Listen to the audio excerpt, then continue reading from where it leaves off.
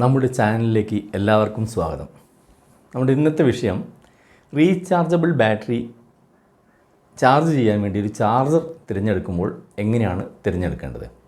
മിക്കവാറും എല്ലാവർക്കും വേണ്ട ഒരു ആവശ്യമാണ് ഈ ബാറ്ററി ചാർജിങ്. ഞാൻ ഉദ്ദേശിക്കുന്നത് മൊബൈൽ ഫോൺ ബാറ്ററി, അങ്ങനെയുള്ള ചെറിയ ബാറ്ററി അല്ല, കുറച്ചുകൂടെ വലുത്, ഒരു 7Ah 10Ah അല്ലെ 90Ah ഇങ്ങനെയൊക്കെ വരുന്ന ബാറ്ററി നമുക്ക് ചാർജ് ചെയ്യേണ്ടി വരുമ്പോൾ അതെങ്ങനെ ചാർജ് ചെയ്യാം എന്നുള്ളതിന് ഏറ്റവും പ്രധാനപ്പെട്ട ഭാഗങ്ങളാണ്. ഒന്ന്, ഏത് ചാർജർ തിരഞ്ഞെടുക്കണം, കട്ട് ഓഫിൻ്റെ പ്രാധാന്യം എന്ത്, ഈ രണ്ട് കാര്യങ്ങളും പഠിച്ചു കഴിഞ്ഞ് നിങ്ങൾ ചാർജ് ചെയ്താൽ മാത്രമേ ആ ബാറ്ററിക്ക് ലൈഫ് ഉണ്ടാവൂ.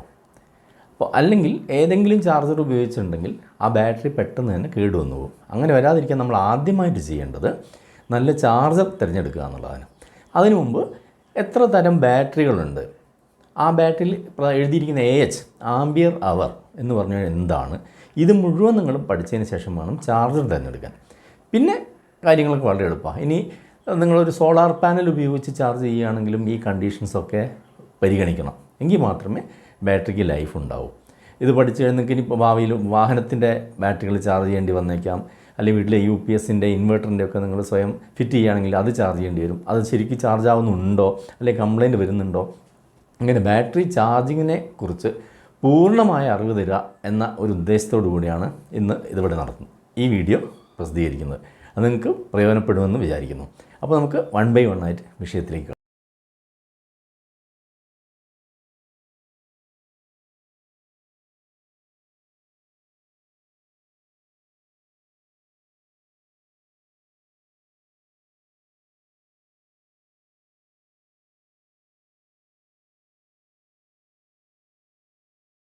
ഞാനിവിടെ ചിത്രത്തിൽ കൊടുത്തിരിക്കുന്ന പോലെ നിങ്ങൾക്ക് കാണാൻ കഴിയും.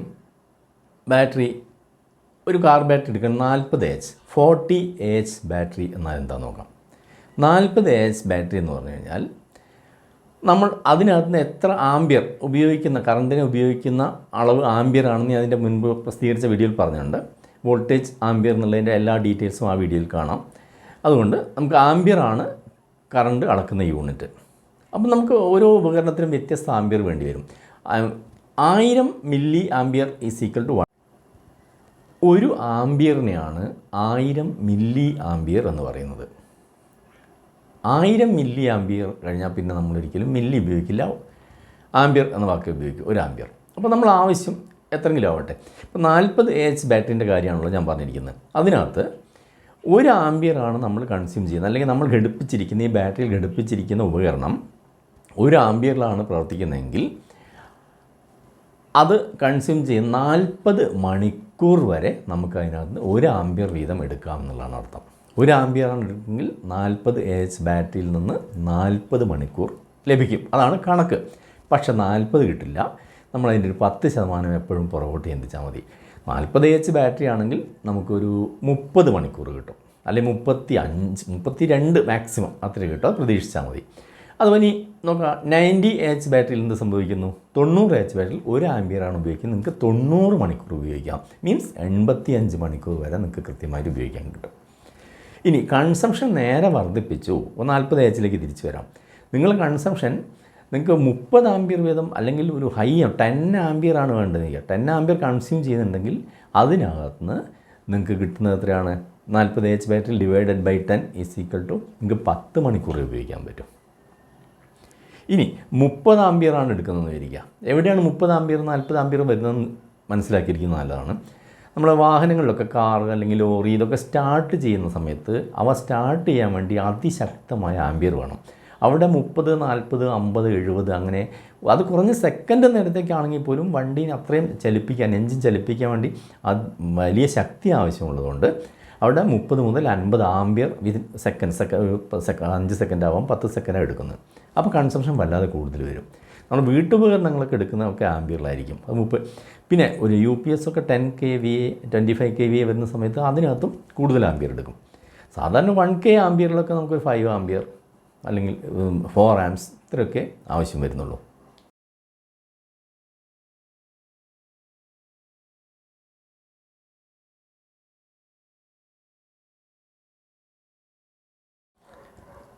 ഇപ്പോൾ ആംബിയർ അവറിനെ കുറിച്ച് നിങ്ങൾ മനസ്സിലാക്കിയെന്ന് വിചാരിക്കുന്നു. ഇനി നിങ്ങൾക്ക് അറിയേണ്ടത് എന്താണ്, ചാർജർ ഒരു ബാറ്ററി ചാർജ് ചെയ്യാൻ എത്ര ആംപിയർ കറണ്ട് വേണം? ഇപ്പോൾ നമ്മൾ ഇങ്ങോട്ട് ഉപയോഗിക്കുന്നതിന് കൺസ്യൂം ചെയ്യുന്നതിനെ കുറിച്ചാണ് ഇത്ര നേരം സംസാരിച്ചത്. ഇനി നമ്മൾ അങ്ങോട്ട് ചാർജ് ചെയ്യാൻ മീൻസ് അങ്ങോട്ടാണല്ലോ ആംപിയർ കൊടുക്കുന്നത്. അപ്പോൾ ഒരു ബാറ്ററിയെക്കുറിച്ച് പറയുകയാണെങ്കിൽ ശരിക്കും അതിന് ഏറ്റവും നല്ല ലൈഫ് എന്ന് പറയുന്നത് ആ ബാറ്ററിയുടെ AHൻ്റെ 15/1 എന്നാണ്, ഡിവൈഡഡ് ബൈ 15 എന്ന് വെച്ചാൽ 150 AHൻ്റെ ഒരു ബാറ്ററി ഡിവൈഡഡ് ബൈ 15 എന്ന് പറയുമ്പോൾ 10 വരും. 10 ആംപിയർ വരെ അതിലോട്ട് ചാർജ് ചെയ്യാം. പക്ഷേ സാധാരണഗതിയിൽ അങ്ങനെ എടുക്കാറില്ല, വാഹനങ്ങളിലൊക്കെയാണ് അങ്ങനെ എടുക്കുന്നത്. നമ്മളെ സംബന്ധിച്ച് പറയുകയാണെങ്കിൽ 10/1 എന്നെടുത്താൽ മതി. അതാണ് ഒരു സേഫ്റ്റി കണക്ക്, നിങ്ങൾക്ക് പെട്ടെന്ന് മനസ്സിലാക്കാൻ വേണ്ടി 10/1. അപ്പോൾ നേരത്തെ പറഞ്ഞ ഒരു കാർ ബാറ്ററി 40 AHൻ്റെ ബാറ്ററി ഡിവൈഡഡ് ബൈ 10 എന്ന് പറയും 4 ആംപിയർ. 4 ആംപിയർ വരെ അതിന് അങ്ങോട്ട് ചാർജ് കൊടുക്കാൻ പറ്റൂ. എന്ന് വെച്ചാൽ നമ്മൾ തിരഞ്ഞെടുക്കുന്ന ചാർജർ 4 ആംപിയർ ചാർജറായിരിക്കണം. 5-6 പോകാൻ പാടില്ല. കുറഞ്ഞാൽ കുഴപ്പമില്ല, കൂടുതൽ സമയം എടുക്കുന്നേ ഉള്ളൂ. 3 ആംപിയർ ആവാം, 2 ആംപിയർ ആവാം, ഒരു കുഴപ്പമില്ല. മാക്സിമം പരമാവധി കൂടിയ ആംപിയർ എന്ന് പറയുന്നത് അതിനകത്ത് ഉപയോഗിക്കാൻ പറ്റുന്നത് 4 ആംപിയർ ആയിരിക്കും. 4 ആംപിയർ ചാർജ് കൊണ്ട് നിങ്ങൾ 40 പൂർണ്ണമായി ഡിസ്ചാർജായ ബാറ്ററി ചാർജ് ചെയ്യുകയാണെങ്കിൽ 35 മുതൽ, അല്ലെങ്കിൽ അതിൻ്റെ 10/1 ആ ടൈം പ്രപ്പോർഷനായിട്ട് അത്ര 10 മണിക്കൂറുണ്ട്. 10 ആയതുകൊണ്ട് 10 മണിക്കൂറുണ്ട് ആ ബാറ്ററി ഫുള്ളായിട്ട് ചാർജായി കിട്ടും. ഇങ്ങനെയാണ് അതിൻ്റെ ഒരു കണക്ക്. അപ്പോൾ ചാർജറിൽ ഏതാണ്, അപ്പോൾ 90 ആണെങ്കിൽ 90 ഡിവൈഡഡ് ബൈ 10 9 ആംപിയറിൻ്റെ ചാർജർ വേണ്ടി വരും. ഇനി 7H ബാറ്ററി, നമ്മൾ ഇൻറ്റേർണൽ UPSലും മറ്റും ഏറ്റവും അധികം ഉപയോഗിക്കപ്പെടുന്നൊരു ബാറ്ററിയാണ് 7H ബാറ്ററി. 7H ബാറ്ററിയാണ് ചാർജ് ചെയ്യേണ്ടതെങ്കിൽ ഡിവൈഡഡ് ബൈ 10 എത്രയാണ്? 700 മില്ലി ആംസ്. 500 മില്ലി ആംസ് അല്ലെങ്കിൽ 1 ആംപിയർ, പരമാവധി 1 ആംപിയർ വരെ നിങ്ങൾക്ക് ഉപയോഗിക്കാം. 1 ആംപിയറിൻ്റെ ചാർജറാണ് തിരഞ്ഞെടുക്കേണ്ടത്. ഇനി അടുത്തതാണ് വോൾട്ടേജ്. മീൻസ് വോൾട്ടേജും വളരെ പ്രാധാന്യം അറിയിക്കുന്നുണ്ട്. എന്ന് വെച്ചാൽ 12 വോൾട്ട് ബാറ്ററി ചാർജ് ചെയ്യാൻ ഒരിക്കലും 12 വോൾട്ട് പോരാ. 1.5 മുതൽ 2 വോൾട്ട് വരെ അധികം വേണം, എങ്കിലേ അതിനെ ചാർജർ എന്ന് വിളിക്കൂ. അപ്പോൾ കടയിൽ നിന്ന് എല്ലാവർക്കും പറ്റുന്നൊരു അബദ്ധമാണ് 12 വോൾട്ട് ബാറ്ററി ചാർജ് ചെയ്യാൻ വേണ്ടി 12 വോൾട്ടിൻ്റെ ഒരു അഡാപ്റ്റർ വാങ്ങും. അവൈലബിൾ അതായിരിക്കും മിക്കവാറും കൂടുതൽ. അത് വെച്ച് ഒരിക്കലും ചാർജ് കളയും. എപ്പോഴും ബാറ്ററി വോൾട്ടേജിനേക്കാൾ സ്വല്പം കൂടുതൽ വേണം. ഫുൾ ചാർജിങ് എന്ന് പറയുന്നത് എപ്പോഴും ബാറ്ററിക്ക് 12 വോൾട്ടിൻ്റെ ബാറ്ററി 14.2 വോൾട്ടാണ് അതിൻ്റെ പീക്ക് വോൾട്ടേജ് എന്ന് പറയുന്നത്. അപ്പോൾ 14.2 വോൾട്ടിൻ്റെയെങ്കിലും volt charger 14 volt 1 ampere. Ampere ഞാൻ മുൻപ് പറഞ്ഞ പോലെ പ്ലസ് ഈ വോൾട്ടും കൂടെ ചേർക്കണം. ഇപ്പോൾ 40 AH ബാറ്ററി നമ്മൾ 4 ആംപിയറിലാണ് ചാർജ് ചെയ്യാൻ ഉദ്ദേശിച്ചത് ഡിവൈഡഡ് ബൈ 10. അപ്പോൾ 4 ആംപിയറിൻ്റെ വോൾട്ട് 12 ആയതുകൊണ്ട് 14.2 അല്ലെങ്കിൽ 15 വോൾട്ട് വരെ പോവാം. 15 ആകുമ്പോൾ കുറച്ചുകൂടി സ്പീഡ് കിട്ടും ചാർജിങ്ങിന്. 15 വോൾട്ടിൻ്റെ അല്ലെങ്കിൽ 14.5 വോൾട്ട് 4 ആംപിയറിൻ്റെ ഒരു ചാർജറായിരിക്കണം നിങ്ങൾ വാങ്ങുന്നത്. ഈ കണക്ക് ഏത് ബാറ്ററിയിൽ നിങ്ങൾക്ക് അപ്ലൈ ചെയ്യാം. ഇപ്പോൾ 90 AHൻ്റെ ഞാൻ നേരത്തെ പറഞ്ഞ പോലെ ചാർജ് ചെയ്യാൻ വേണ്ട മാക്സിമം കറണ്ട് 9 ആംപിയർ. അതും ബാറ്ററി 12 വോൾട്ട് ആണെങ്കിൽ അതിന് നിങ്ങൾ വാങ്ങേണ്ട ചാർജർ എന്ന് പറയുന്നത് 9 ആംപിയർ ഔട്ടിൽ 14 വോൾട്ട് കിട്ടുന്ന ഒരു ചാർജറാണ് വാങ്ങേണ്ടത്. അഡാപ്റ്റർ ചാർജർ അവൈലബിൾ അല്ലെങ്കിൽ അതിന് ട്രാൻസ്ഫോമർ വാങ്ങാം. 14.2 വോൾട്ടിൻ്റെ അല്ലെങ്കിൽ 15 വോൾട്ടിൻ്റെ സെക്കൻഡറിയിൽ ലഭിക്കുന്ന ട്രാൻസ്ഫോമർ വാങ്ങി കഴിഞ്ഞ വീഡിയോയിൽ പറഞ്ഞ പോലെ 2 റെക്ടിഫയർ ഡയോഡ് മാത്രം ഉപയോഗിക്കുക. അതിന് കപ്പാസിറ്റർ ആവശ്യമില്ല. ചാർജറിന് ഫിൽറ്റർ കപ്പാസിറ്റർ ഉപയോഗിക്കേണ്ട ആവശ്യമില്ല. അത് പ്രത്യേകിച്ച് ശ്രദ്ധിക്കുക, ഡയോഡ് മാത്രം മതി. അതിനെ സംബന്ധിച്ച് ബാറ്ററി ഒരു കപ്പാസിറ്റർ ഇഫക്റ്റിൽ വർക്ക് ചെയ്യുന്നതുകൊണ്ട് അതിന് DC കിട്ടിയാൽ മതി. പൾസേറ്റിംഗ് ഒന്നും അവിടെ വിഷയമല്ല. എത്ര ആംപിയർ വേണമെന്ന് മനസ്സിലായി കഴിഞ്ഞു, എത്ര വോൾട്ടേജ് വേണമെന്ന് മനസ്സിലായി. ഈ 2 കാര്യം ശ്രദ്ധിച്ചു കഴിഞ്ഞാൽ ബാറ്ററി പെർഫെക്റ്റ് ചാർജിങ് നടക്കും. ഇനി അടുത്ത ഏറ്റവും പ്രധാനപ്പെട്ട ഭാഗം എന്ന് പറയുന്നത് കട്ട് ഓഫ് എന്ന് പറയും. ബാറ്ററി ഫുൾ സാധാരണഗതിയിൽ ഒരു ബാറ്ററി ഡിസ്ചാർജ് ആയിക്കഴിഞ്ഞാൽ 12 വോൾട്ട് ബാറ്ററി ഡിസ്ചാർജ് ആയിക്കഴിഞ്ഞാൽ ഒരു 10 വോൾട്ട് അല്ലെങ്കിൽ 9 വോൾട്ട് വരെ താഴോട്ട് പോകും. അപ്പോൾ വീണ്ടും ഇതിനെ 12 വോൾട്ടിൽ എത്തിക്കുക എന്നുള്ളതാണ് നമ്മുടെ ചാർജിങ്ങിൻ്റെ ഉദ്ദേശം. അപ്പോൾ ആ സമയത്ത് 14.2 വോൾട്ടിൻ്റെ ചാർജ് കൂടി ചാർജ് ചെയ്യുമ്പം അതിന് അനുവദനീയമായ സമയത്തിനുള്ളിൽ അത് പൂർണ്ണമായി ചാർജിലെത്തും. ഏകദേശം 13-14 വോൾട്ട് വരെ കാണിക്കും.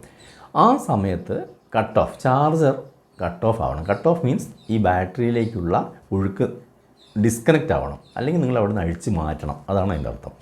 അപ്പോൾ അതിനെ സംരക്ഷിക്കാൻ വേണ്ടി ഈ ബാറ്ററീൻ്റെ വോൾട്ടേജ് എപ്പോഴാണോ 14.2 വോൾട്ട് കടന്നു പോകുന്നത് അതിനെ സെൻസ് ചെയ്തുകൊണ്ട് ഒരു കൺട്രോളർ വെച്ച് ADC എന്ന് പറയും, അനലോഗ് ടു ഡിജിറ്റൽ കൺവേർഷൻ. അവിടുന്ന് അനലോഗ് വോൾട്ടേജിനെ നമ്മൾ ഡിജിറ്റായി കൺവേർട്ട് ചെയ്തുകൊണ്ട് ADC ഉപയോഗിച്ചുകൊണ്ട് അതിന് കട്ട് ഓഫ് കൊടുക്കും. അല്ലാതെ പഴയ മാർഗ്ഗങ്ങളിലൊക്കെ പ്രീസെറ്റ് വെച്ച് അല്ലെങ്കിൽ സെനർ ഡയോഡ് വെച്ച് ചെയ്യാറുണ്ട്. പക്ഷേ ഇപ്പോൾ നമുക്ക് അതിൻ്റെ ആവശ്യമില്ല. വിത്ത് കട്ട് ഓഫ്. അപ്പോൾ ചാർജർ വാങ്ങുന്ന സമയത്ത് കട്ട് ഓഫ് കൂടിയുള്ളത് തിരഞ്ഞെടുക്കുക. പ്രധാനപ്പെട്ട 3 കാര്യങ്ങൾ ഏതാണ് നമ്മൾ മനസ്സിലാക്കിയത്? ഒന്ന്, AH എത്രയാണ് തിരിച്ചറിയുക. ആ AHനെ 10 കൊണ്ട് ഡിവൈഡ് ചെയ്ത് അത്രയും ആംബിയർ കണ്ടുപിടിക്കുക. ആ ആംബിയറിൽ പിന്നെ വോൾട്ടേജ് നോക്കുക. ബാറ്ററി വോൾട്ടേജിനേക്കാൾ 1.5 to 2 വോൾട്ട് അധികം വരുന്ന രീതിയിലുള്ള ഈ ആംബിയറും വോൾട്ടേജും തമ്മിലുള്ള ചാർജർ തിരഞ്ഞെടുക്കുക. ചാർജറിന് കട്ട് ഓഫ് ഉണ്ടായിരിക്കണം. ഇത്രയും കാര്യങ്ങളാണ് ഒരു ബാറ്ററി ചാർജിങ് ചെയ്യുന്ന സമയത്ത് നിങ്ങൾ തിരഞ്ഞെടുക്കേണ്ടത്. ഈ വീഡിയോ നിങ്ങൾക്ക് പൂർണ്ണമായി പ്രയോജനപ്പെട്ടുവെങ്കിൽ തീർച്ചയായും സബ്സ്ക്രൈബ് ചെയ്യുക, മറ്റുള്ളവർക്ക് ഷെയർ ചെയ്യുക. വീണ്ടും ഒരു വീഡിയോയിൽ കാണുന്നതുവരെ ഗുഡ് ബൈ.